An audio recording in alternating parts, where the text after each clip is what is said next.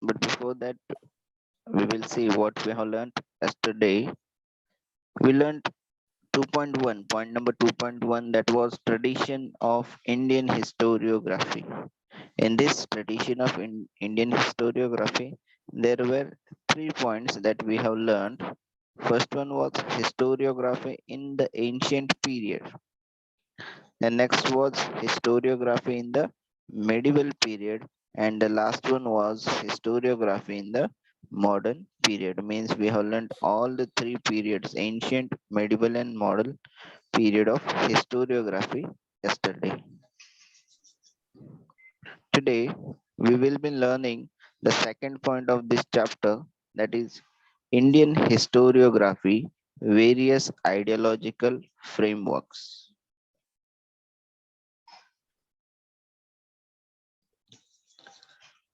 So, in this second point, Indian historiography, various ideological frameworks.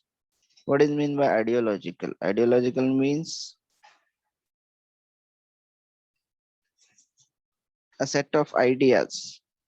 Ideological means it is a set of ideas from the basis of a for a for a political or a economic system, for a political or a economic system. And the next thing is that frameworks means a system of rules or ideas which help you decide what to do. Means it helps us what to do.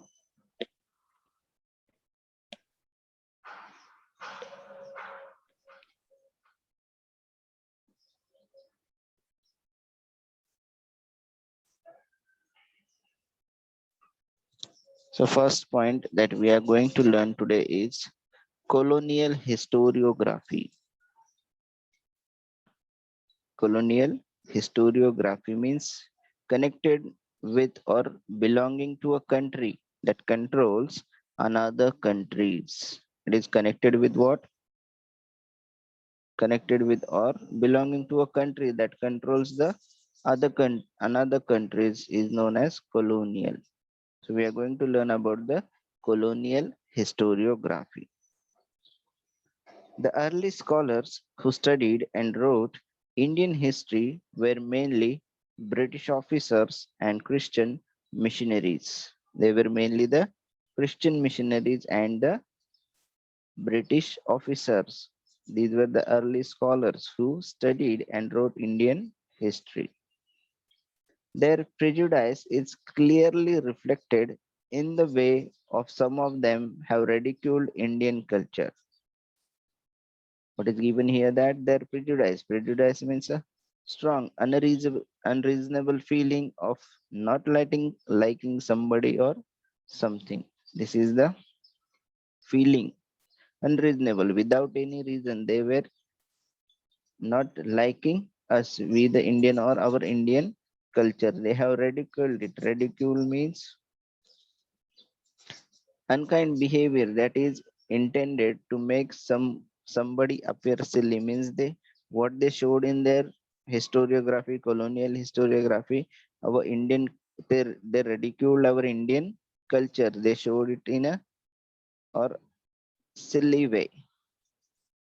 Their writings were used to justify the colonial British rule. The writings, they were used to justify the colonial British rule. How was the British rule at that period? For that reason, they did these writings. The 5 volumes of Cambridge History of India, published during 1922 to 1937 CE, are distant examples of colonial historiography. These 5 volumes of which book? Cambridge History of India, that was published during 1922 till 1937 CE. These are the different examples of colonial historiography.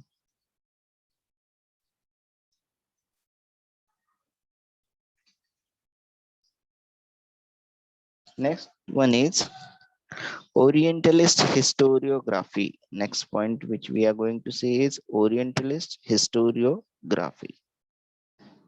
Many European scholars felt curious about civilizations and countries of the East. Many of the European scholars they felt curious. They were curious about some of, about the civilizations and the countries of the East means eastern side.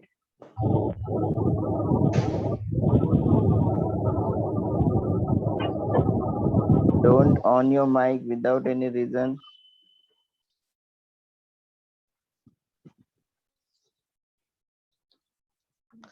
Some of those scholars felt admiration and respect for them.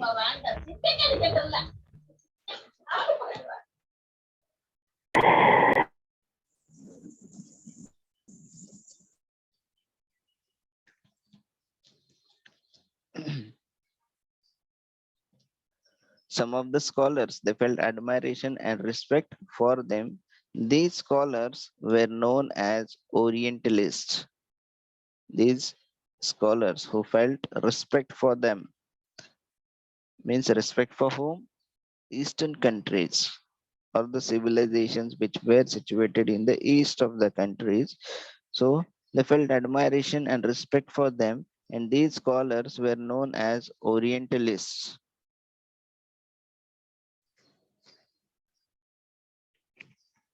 The Orientalists studied the similarities between Sanskrit and some of the European languages. What did these Orientalists did? They studied similarities between which languages? Sanskrit and some of the other European languages. They focused more on Vedic tradition and Sanskrit literature. They focus more and more on the Vedic traditions which are going on from the Vedic periods and the literature of, which was written in Sanskrit language. Their studies resulted into formulating the notion of an ancient language that could be the mother of all Indo-European language. By their studies, it came to an result, or the result was formulated that the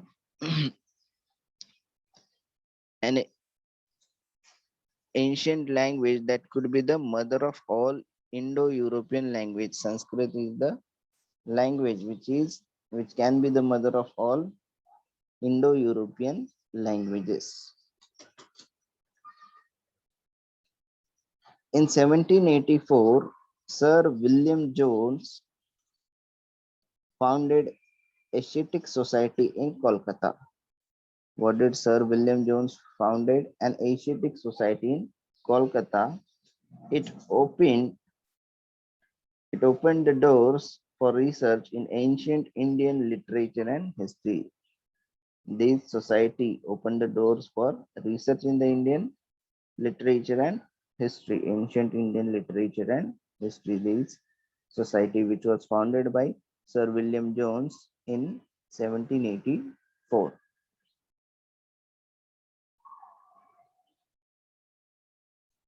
Among the Orientalist scholars, Friedrich Max Müller deserves a special mention. You can see the picture of Friedrich Max Müller also here. In his opinion, Sanskrit was the most ancient language of the Indo-European languages. According to him, Sanskrit was the most ancient language of the Indo-European languages. All the Indian and the other European languages, Sanskrit was the most ancient one, according to his study. He was deeply interested in Sanskrit literature. He first translated the Sanskrit text of Hitopadesh in German language. He was deeply interested in Sanskrit language. That's why what he did, he translated the Sanskrit text of Hitopadesh in German language. He was the editor of 50 volumes of the Sacred Books of the East. He was the editor. He edited 50 volumes of the book known as the Sacred Books of the East. He also compiled Rig Veda. which has been published in 6 volumes. He translated Rig Veda in German. What he did, he translated this Rig Veda in German language. The Sanskrit books are being translated into German languages by Friedrich Max Müller.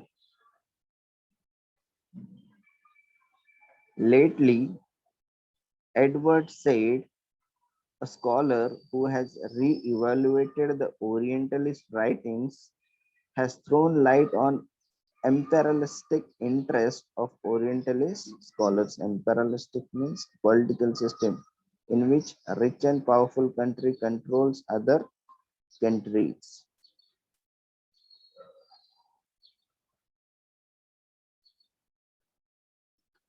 The next is nationalistic historiography. The writings of Indian historians who were trained in the British educational system. These are the writings of whom? Indian historians who were trained in British educational system, means they were trained in English language or they have studied in English. Trained in the British educational system show an inclination to restore the pride in the ancient glory of India and the self-esteem of the Indian readers. What they feel? They feel that we should behave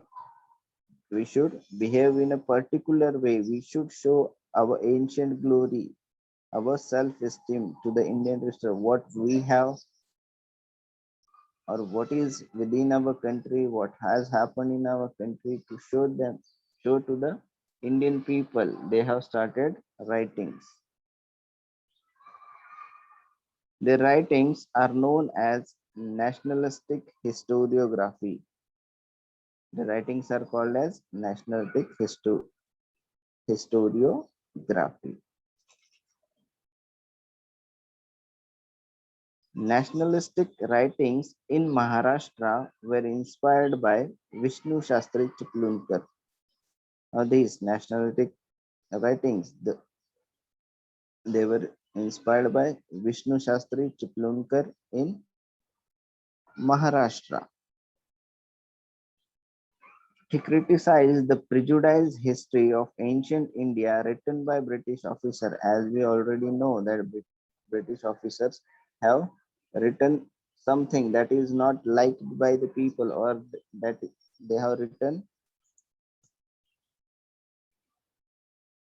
as they have not liked our Indian culture, they have written related to that only. In the same way, to criticize this prejudice,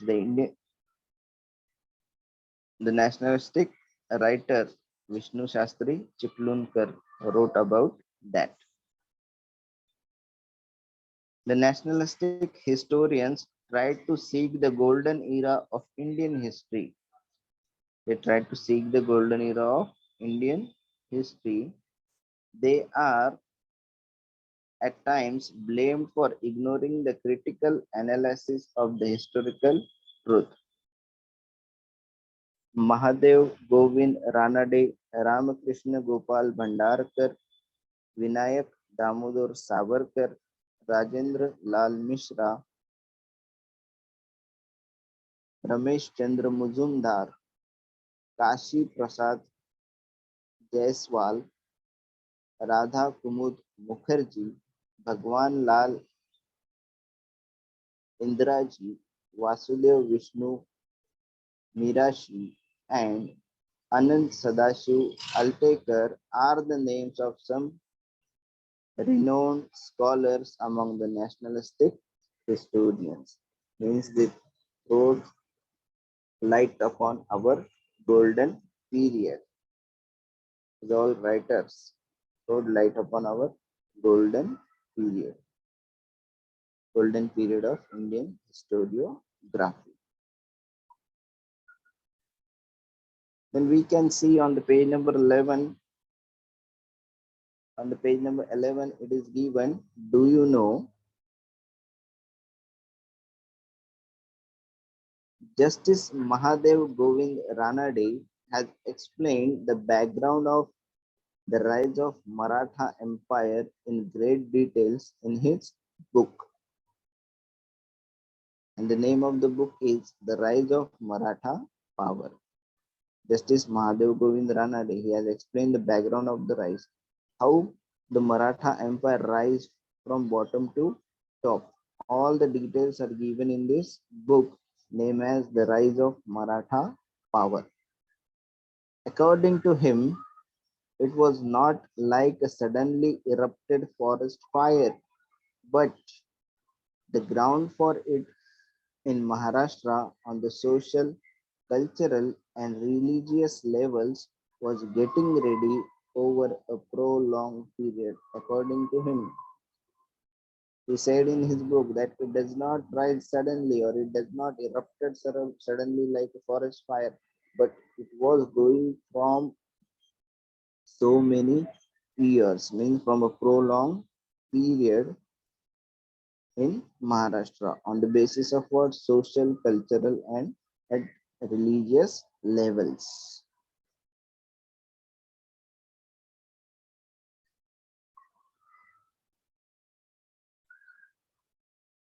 Rajwade is well known for his writings in Marathi and varied subjects like history.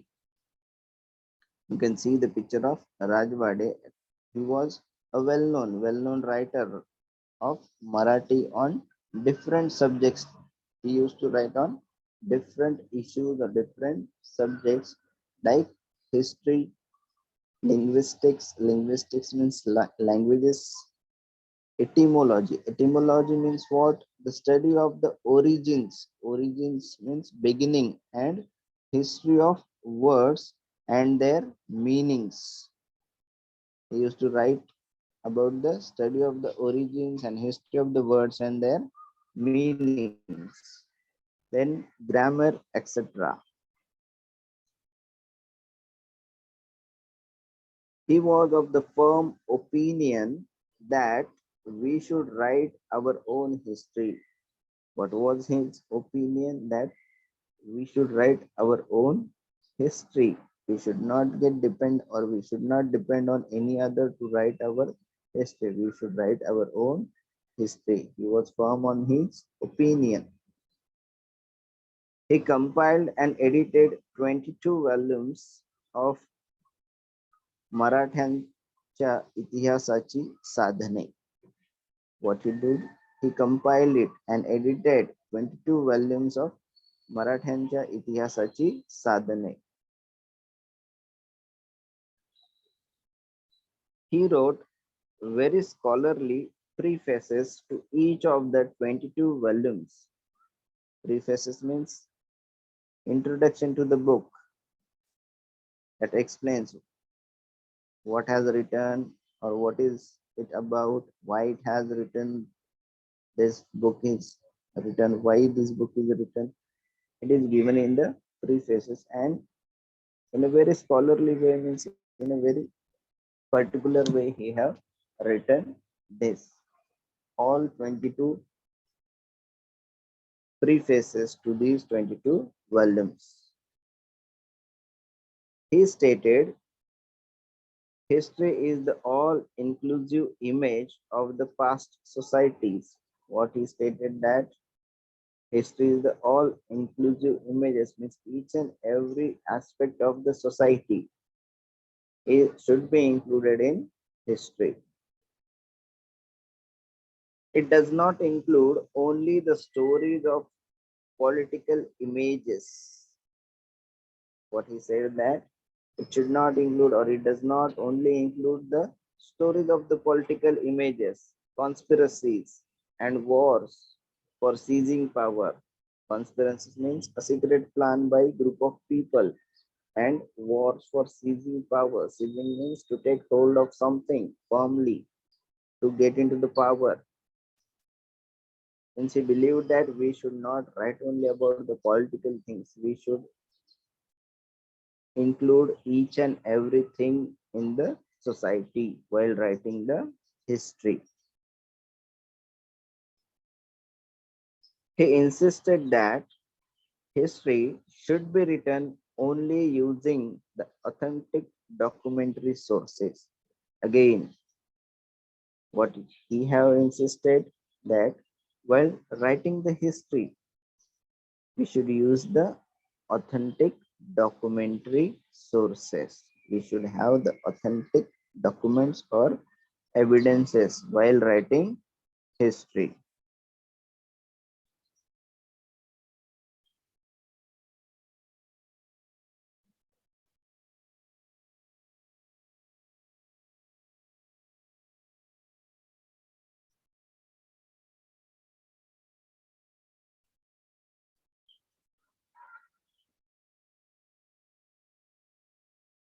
Then we have here, do you know? Upside on the same page, page number 11, V.K. Rajwade founded Bharat Itihas Samshodak Mandal in Pune. Bharat Itihas Samshodak Mandal in Pune on 7th July 1910 to facilitate historical research. And again, given here something about V.K. Rajawade is that human history is defined by time and space. What he said that the human history is defined by time and space. It changes according to the time and the space. Space means here place. Describing any event necessitates that the final portrayal should be spread on the complete canvas of the given time and place. Any event which you are describing should have all the details of the given time and place. Only if a balanced combination of the three factors, time, space, and personalities is present, then only an event that's qualified to be called so. When we can call it a event, event of history, if all the three factors are there, like time, space, and personality is present, then only we can say that it is an event. It is said by V.K. Rajwade.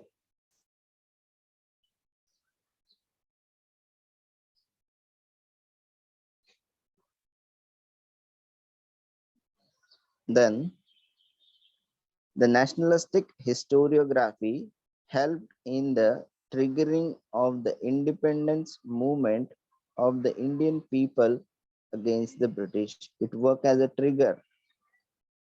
For what purpose? For getting the independence movements. That these writings help us to get freedom from Britishers. They were the triggers for us.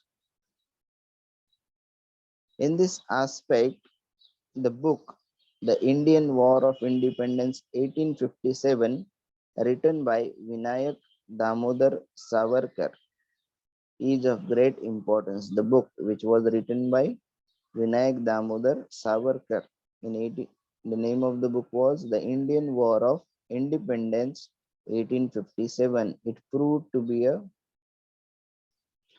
great thing for us. Why? Because it helped us for getting the freedom. The nationalistic historiography provided a momentum to the writing of regional histories too. And because of this nationalistic historiography, this was the beginning. This was the beginning for what purpose? For writing our regional histories. Not only about our country, they were now started writing about their regions also. As a result, the attention of historians was drawn to the geographic conditions and history of South Indian regions. Because of this nationalistic historiography, the attention of historians was now drawn to the geographic conditions of the place or history of the South Indian regions. This was possible due to the nationalistic historiography. Then we are having a new point here, that is historiography in the post-independence era. In the post-independence era. Now, along with writing the dynastic histories, along with writing the dynastic histories, the cultural, social, economic histories were also being written, not only about any of the specific dynasty. Now, they were also writing about the culture, about the society, about the economy, how was the economic condition of a period. Scholars of post-independence era began to feel the need of writing histories of various communities. The scholars now they thought that now it, or they felt that there is a need of what? Need of writing the histories of various communities, sciences, economic systems, political ideologies, cultural aspects, etc. Means in each and every aspect which comes into the human society should be the part of the Indian or the historiography. The historiography of this era has been influenced mainly by three ideological schools. The historiography of this era has been influenced mainly by the three ideological schools, and these three ideological schools of historiography are Marxist history, subaltern history, and the last one is feminist history.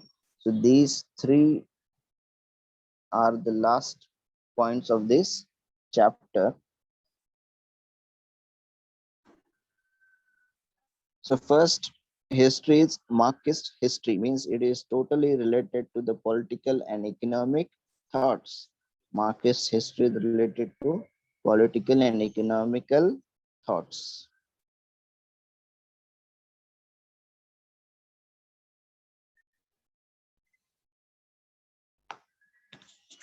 The concern for the means of production means means of production, modes of production, and the industrial relations were at the center in the writing of Marxist historians. Means this was totally related to the production, whether it may be the means of production, mode, how the production is been done, and industrial relation. Means this was totally related to the economy. Accordingly, to analyze the impact of every social event of significance has remained the basic theme of Marxist historiography. Accordingly, to analyze the impact of what? Every social event of significance, means important social event which was being happened in the past, is considered in this Marxist historiography. Marxist historians in India studied the transitions. Transitions means changes within the caste system. Transitions within the caste system. Among the notable Indian historians who adopted Marxist ideological framework, among the notable, some of the notable are given here. Notable Marxist ideological, or the some of the notable Indian historians who have adopted the Marxist ideological framework. Some name of the scholars are given here, like Damodar Dharmanand Kosambi. You can see the picture also. Picture is given here. Then comrade Shripad Amrut Dange. Comrade means a person who fights on the same side as you in a war. A person who fights on a same side as you are. Okay. Comrade Shripad Amrut Dange, Ram Sharan Sharma, Comrade Sharat Patil have contributed notably. Comrade Dange was one of the founder members of the Indian Communist Party. He was the one of the founder member of the Indian Communist Party. Primitive communism to slavery. Primitive Communism to Slavery. The book written by him represents Marxist historiography. This is the book written by Comrade Dange and it shows or represents the Marxist historiography.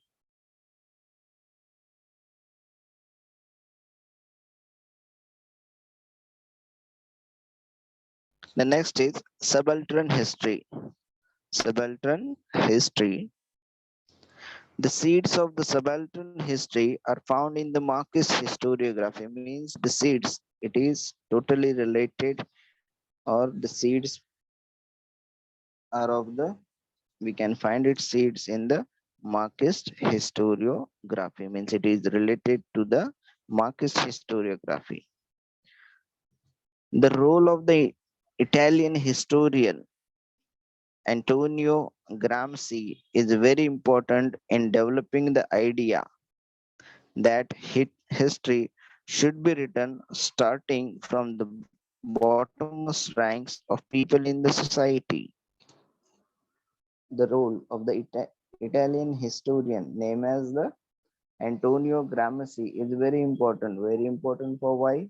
Because according to him, what he said that history should be written starting from the bottommost ranks of the people in the society, means from bottom to top.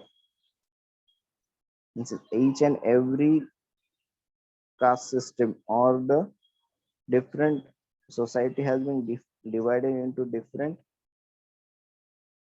levels. So bottommost ranked people should be considered first. Is was his thinking. In fact, subaltern means the bottommost ranks. In fact, the meaning of subaltern is bottommost ranks.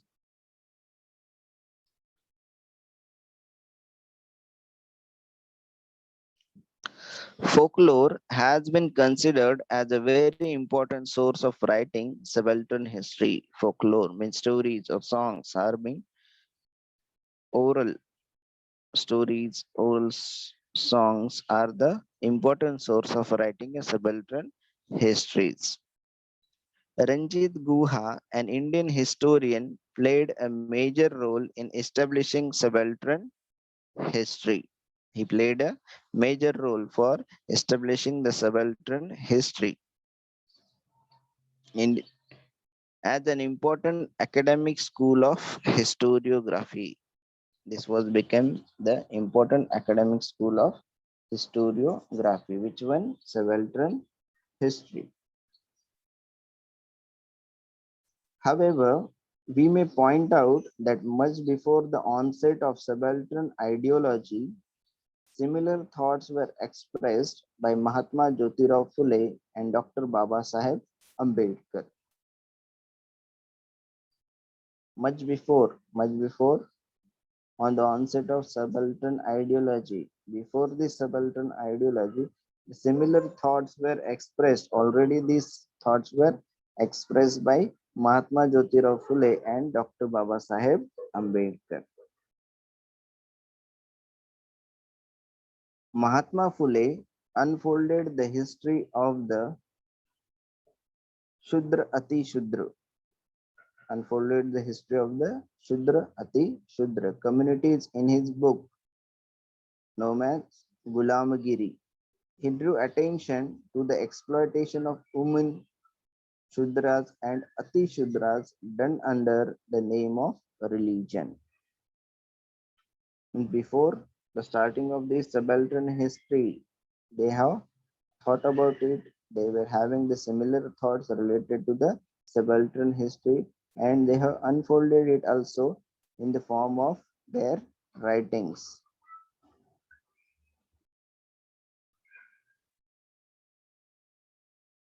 The terms Shudra and Ati Shudra indicates the bottommost ranks in the caste system. The term Shudra and Ati Shudra, these indicates the most or the bottommost ranks in our caste system. The next is the role of the people, the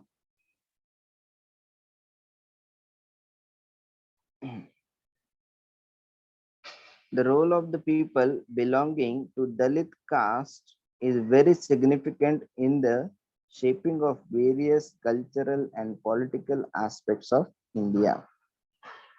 The role of the people who were belonging or who are belonging to the Dalit caste is and very important in shaping of various cultural and political aspects of India, means our country. However, their role was not duly acknowledged in the colonial and nationalistic historiography. Their role was not shown or not acknowledged in the colonial and nationalistic historiography. Then also, Dr. Babasaheb Ambedkar, focusing on this fact, consistently wrote about it. Then also they wrote about it, the Dalits. Two of his books, Who Were the Shudras and The Untouchables, may be cited as examples of history of subaltern type. This is the type of example of writing of subaltern history. Then the last point of this chapter, that is feminist history. Over a significant period of time, mainly male scholars were involved in the writing of Indian history. For a very long period of time, only the male scholars were involved in the writing of Indian history. This was totally related to the male society. But as a result, the role and achievements of the woman in history remained neglected. What happened? It was written by the male scholars, so they did not focus on the females. Because of this, the achievements of women in history remain neglected. To highlight this fact was a major task faced by the feminist historians. To highlight this, highlight the role, highlight the achievements of women was the major task which was faced by the feminist historians. Also, it was important to study and compile the historical writings of women. It was also important to study and compile the historical writings of women. Means women were also scholars. It was also necessary to rethink of women's position in history. It was also important to rethink of women's position in history. They were also the scholars and they were also doing the same work which was done by men in the society. So, but then also they were not getting equally treated. Among women authors writing about women in the 19th century CE, Tarabai Shinde was the foremost one. Who was the foremost one? Tarabai Shinde. You can see the picture. She wrote, attacking the male dominated social system and the caste system. She wrote about the attacking male dominated social system. Our social system was totally male dominated. There was no position for women or the females in the society or in our social system. So she wrote about this and about the caste system. Her book Stri Purush Tulna, Stri and Purush Tulna, published in 1882, is acknowledged as the first feminist book in India. This was the first feminist book in India. In 1888, the book written by Pandita Ramabai was published entitled The High Caste Hindu Woman. In 1888, the book, which was written by Pandita Ramabai, was published entitled, the title of the book was The High Caste Hindu Woman.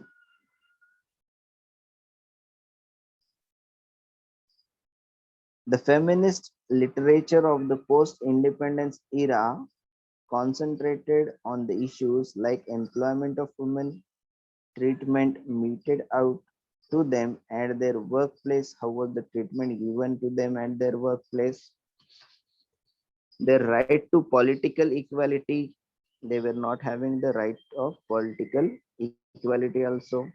Among the recently published feminist literature, Meera Kosambi's book Crossing Threshold means what here?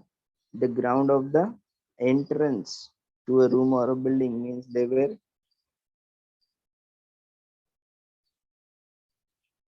they have to be within the boundaries of their house. But the name of the book is now Crossing Thresholds, means this was written about feminist essays in social history, is of importance. It contains essays on the life stories of women like Pandita Ramabai and Dr. Rukhumabai, the first practicing lady doctor of India. They were the first practicing lady doctor of India. A lot of literature is available unfolding the viewpoint of Dalit women in Maharashtra. Dr. Sharmila Rege's work is noteworthy in this context. Her book, Writing Caste, Writing Gender, Reading Dalit Women's Testimonies. Testimony means what? A formal statement that something is true. Includes her essays on the autobiographies of Dalit women. So essays are being included in this.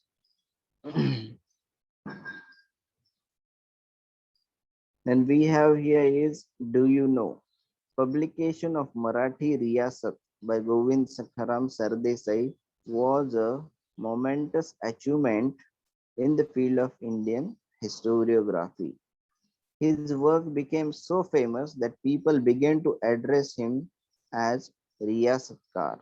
He published several volumes of Maratha history. So he published many books or volumes which were related to the Maratha history.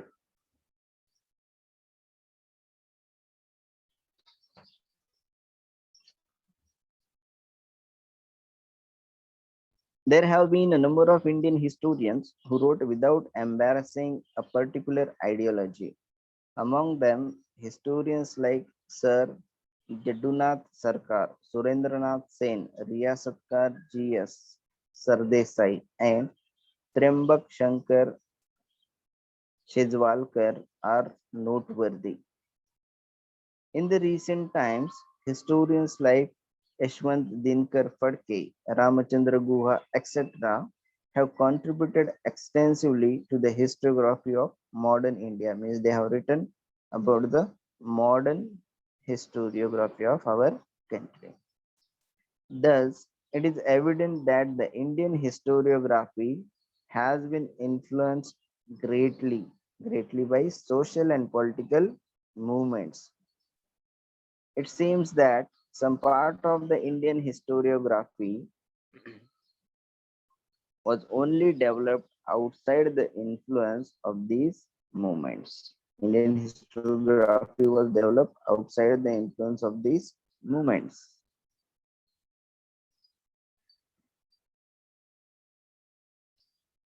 All the political and social movements, due to the political and social movements, our Indian historiography has been influenced by these. So the chapter has been finished. Now we will have evaluation of you. Now look at the picture and say with which ideological schools they are related, or they were related to which ideological schools. First picture, Rehan Sheikh. Unmute yourself.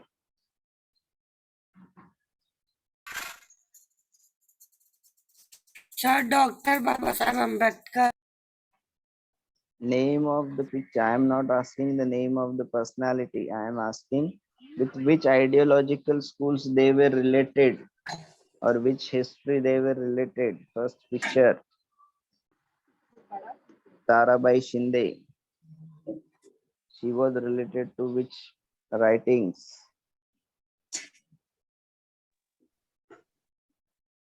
Hello, sir.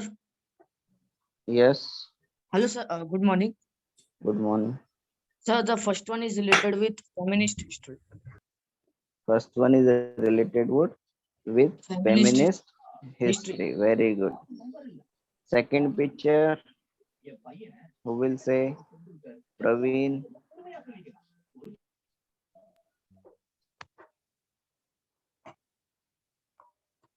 Okay.